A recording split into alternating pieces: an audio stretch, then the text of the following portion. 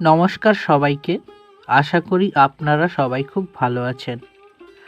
আমি গিয়েছিলাম তমলুকের বর্গভীমা মায়ের মন্দিরে পুজো দিতে এবং সেই ভিডিওটি আজ আপনাদের সামনে তুলে ধরার চেষ্টা করেছি। সাইকেল চালিয়ে আমি আমাদের মেন রোডে চলে গিয়েছিলাম এবং সেখান থেকে মামা মামিমা এবং আমার ভাই বোন অর্থাৎ সোম সৌমির সঙ্গে আমরা গাড়ি করে গিয়েছিলাম বর্গভীমা মায়ের মন্দিরে পুজো দিতে। আজকে আমি আপনাদের এই বর্গভীমা মায়ের ঐতিহাসিক এবং পৌরাণিক কাহিনী সম্বন্ধে কিছু কথা বলবো। চলুন তাহলে আমরা যেতে যেতে শুনতে থাকি সেই পৌরাণিক কাহিনী। পশ্চিমবঙ্গের পূর্ব মেদিনীপুর জেলার রূপনারায়ণ নদীর তীরে অবস্থিত প্রাচীন এই তাম্রলিপ্ত শহর, যার বর্তমান নাম তমলুক। এটি হলো সেই পুণ্যভূমি যেখানে দেবী সতীর বাম পায়ের গোড়ালি পড়েছিল। কথা বলতে বলতে আমরা পৌঁছে গেছি মায়ের মন্দিরের সামনে। যেহেতু আমরা রবিবারে এসেছিলাম তাই এই দিনটিতে প্রচণ্ড ভিড় ছিল, প্রচুর ভক্তের আগমন হয়েছিল এবং প্রচুর ভক্তবৃন্দ এসেছিল মায়ের পুজো দিতে। আমরা প্রথমে মন্দিরে প্রবেশ করে গিয়েছিলাম এবং মাকে পুজো দিয়ে নিয়েছিলাম, কিন্তু সেই ভিডিওটি আমি শ্যুট করতে পারিনি। তারপর নেমে এসে ডান দিকে দেবাদিদেব মহাদেবের মন্দিরে আমরা প্রবেশ করেছিলাম মহাদেবকে প্রণাম করতে, এবং মহাদেবের পাশে রয়েছে আমাদের শ্রী হনুমানজির মূর্তি অর্থাৎ বজরংবলীর মূর্তি। এখান থেকে বেরিয়ে আমরা সরাসরি গিয়েছিলাম একটা দোকানে কিছু খাওয়ার জন্য। যেহেতু আমরা পুজো দিয়েছিলাম তাই কিছু না খেয়েই সকাল থেকে বেরিয়েছিলাম, আর অনেক বেলা হয়ে গিয়েছিল তাই খুব খিদে পেয়ে গিয়েছিল।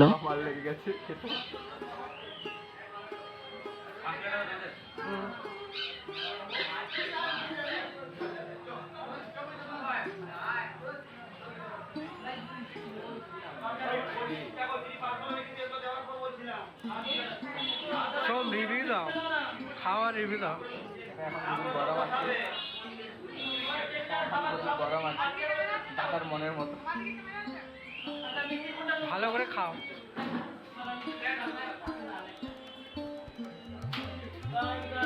হিন্দু ধর্মের বহু প্রাচীন এই মন্দির, প্রায় 1150 বছরের পুরনো এই মন্দির। পুরাণে উল্লেখিত মাতা সতীর পিতা দক্ষরাজের অনুষ্ঠানে দক্ষরাজ দেবাদিদেব মহাদেবকে আমন্ত্রণ না জানিয়ে অপমান করেন। এই অপমান সহ্য করতে না পেরে মাতা সতী ওই যজ্ঞে দেহ ত্যাগ করেন। তখন মহাদেব মাতা সতীর এই অবস্থা দেখে দেহ কাঁধে তুলে নিয়ে রাগে তাণ্ডব নৃত্য করতে থাকেন। এই তাণ্ডবের ফলে ব্রহ্মাণ্ড ধ্বংসের দিকে এগিয়ে যেতে থাকে। তখন ব্রহ্মাণ্ডকে বাঁচানোর জন্য স্বয়ং বিষ্ণুদেব তার সুদর্শন চক্র দিয়ে সতীর দেহকে ৫১টি খণ্ডে ভাগ করে পৃথিবীর বিভিন্ন অংশে ফেলেন। সেই ৫১ স্থান সতীপীঠের একটি সতীপীঠ তমলুকের বর্গভীমা মায়ের পীঠ, যার নাম বিভাষা শক্তিপীঠ। পুরাণ অনুযায়ী এখানে দেবী সতীর বাঁ পায়ের গোড়ালি পড়েছিল। এই পীঠের শক্তি হলেন দেবী ভীমরূপা কালী মা, যা মূলত বর্গভীমা মা নামে পরিচিত। দেবী এখানে উগ্রতারা বা ভীমরূপা মহাশক্তি রূপে পূজিতা হন। দুর্গা পূজা ও কালী পুজোর সময় দেবীকে রাজবেশে সাজিয়ে ষোড়শোপচারে বিশেষ পুজো করা হয়। এই সময় শোল মাছের ভোগ নিবেদন করা হয় এবং মহা অষ্টমীর লগ্নে বলিও দেওয়া হয়। পৌরাণিক তথ্য অনুযায়ী ভারতের অন্যতম জাগ্রত এবং প্রধান শক্তিপীঠ এটি। এই পবিত্র স্থান প্রাচীন ধ্রুপদী বাংলা মাতৃকা উপাসনা এবং শক্তি আরাধনার চিহ্ন বহন করেন। কবি কঙ্কন মুকুন্দরাম চক্রবর্তী তার চণ্ডীমঙ্গল কাব্যে এই দেবী সম্পর্কে লিখেছেন, গোকুলে গোমতী নামা তাম্রলিপ্তে বর্গভীমা, উত্তরে বিদিত বিশ্বকায়া।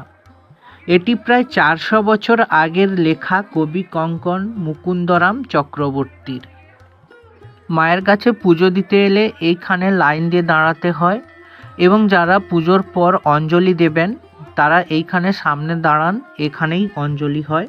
বর্তমান মন্দিরটি উড়িষ্যার রেখ দেউল রীতির আদলে নির্মাণ করা হয়েছে, যার উচ্চতা প্রায় ৬০ ফুট এবং দেওয়ালে টেরাকোটার কাজ দেখা যায়। গর্ভগৃহে কালো পাথরের খোদাই করা মায়ের দেবী মূর্তি বিরাজমান।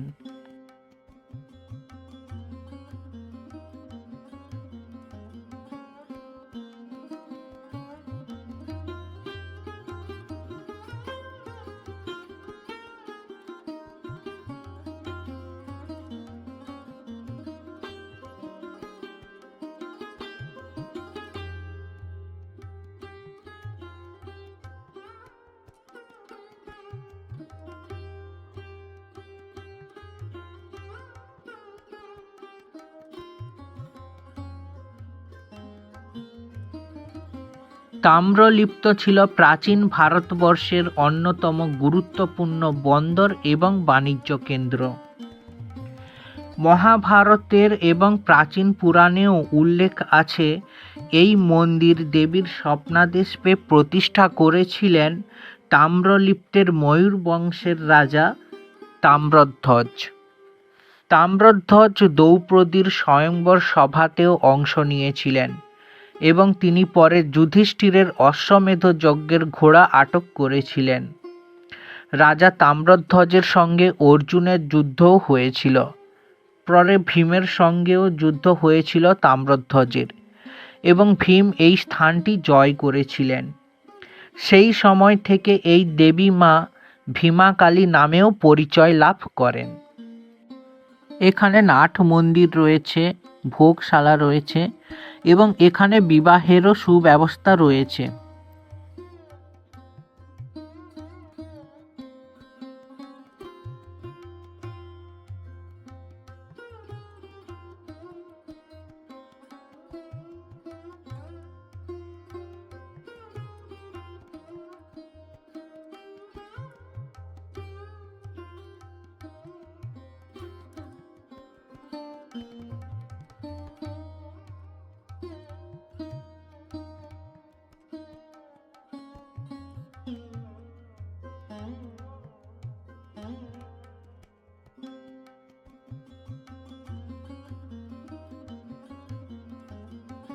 প্রচলিত গল্প অনুসারে রাজা তাম্রধ্বজের জন্য মাছ সরবরাহকারী এক জেলে বউ একদিন এক মৃত মাছের গায়ে কূপের জল ছিটিয়ে অলৌকিকভাবে তাকে জীবিত করে তুলেছিলেন। এই সেই কূপ বা পুকুর। পুকুরটি আগে অনেক বড় ছিল, কিন্তু বর্তমানে এইটুকু অবস্থায় এসে দাঁড়িয়েছে। এই মন্দিরে প্রতিদিন দেবীকে মাছের ভোগ দেওয়া হয়। ভোগ গৃহে ভোগের অন্যতম আকর্ষণ হলো শোল মাছের টক। তবে শোল মাছের টক সব সময় ভক্তদের প্রসাদ হিসেবে দেওয়া হয় না, মাঝে মধ্যে দেওয়া হয়।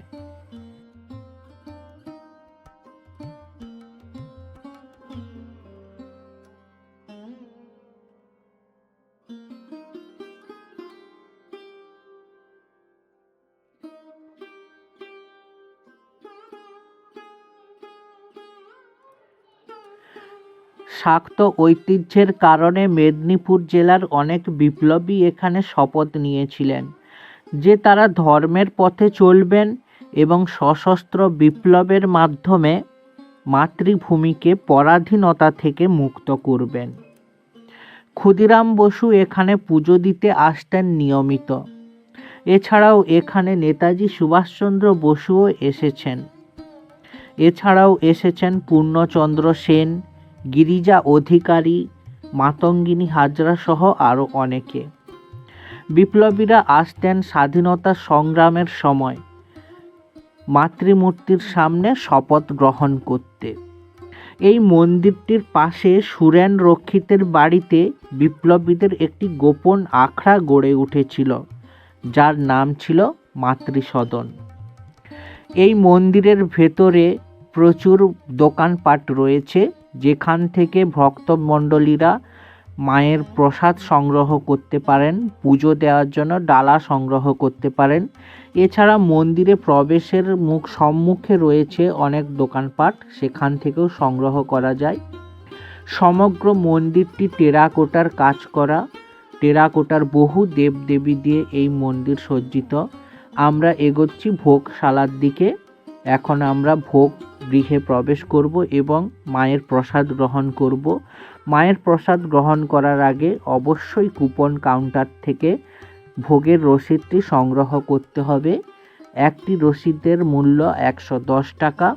এই রসিদটি আপনারা সকাল থেকে 12:30 1টা পর্যন্ত, দুপুর পর্যন্ত পাবেন এবং প্রত্যেক দিন প্রায় 700 থেকে 900 ভক্তমণ্ডলী এখানে মায়ের প্রসাদ গ্রহণ করেন। এছাড়া রবিবার এবং বিশেষ অনুষ্ঠানের দিন অথবা ছুটির দিনগুলোতে এখানে ভক্তমণ্ডলীর সমাগম আরও বেশি হয়। অন্যান্য বেশিরভাগ শক্তিপীঠে নিরামিষ প্রসাদ দেওয়া হয়, কিন্তু এই শক্তিপীঠে মা মাছ ভক্ষণ করেন, তাই এখানে মাছ ভোগ দেওয়া হয় ভক্তদের। এবং ভক্তদের সব সময় শোল মাছের ভোগ না দিলেও মাকে রোজ শোল মাছের ভোগ প্রদান করা হয়।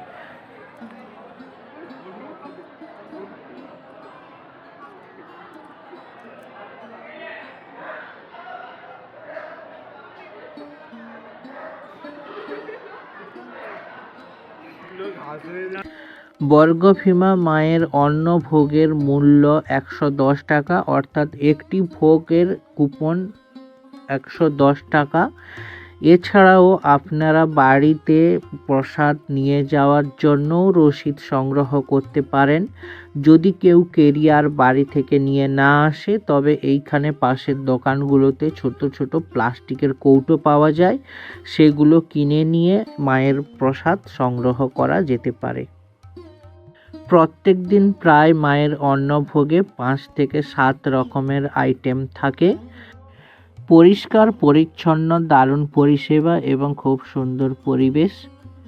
জয় বর্গভীমা মায়ের জয়। আপনারা সবাই অবশ্যই আসুন মন্দিরে, মাকে দর্শন করুন এবং মায়ের প্রসাদ গ্রহণ করুন। অবশ্যই সবার খুব ভালো লাগবে এবং কারোর কিছু জানার থাকলে, মতামত জানতে চাইলে অবশ্যই কমেন্ট করে জানাবেন, আমি নিশ্চয়ই সাহায্য করব। চলুন আমরা তাহলে প্রসাদ গ্রহণ করি।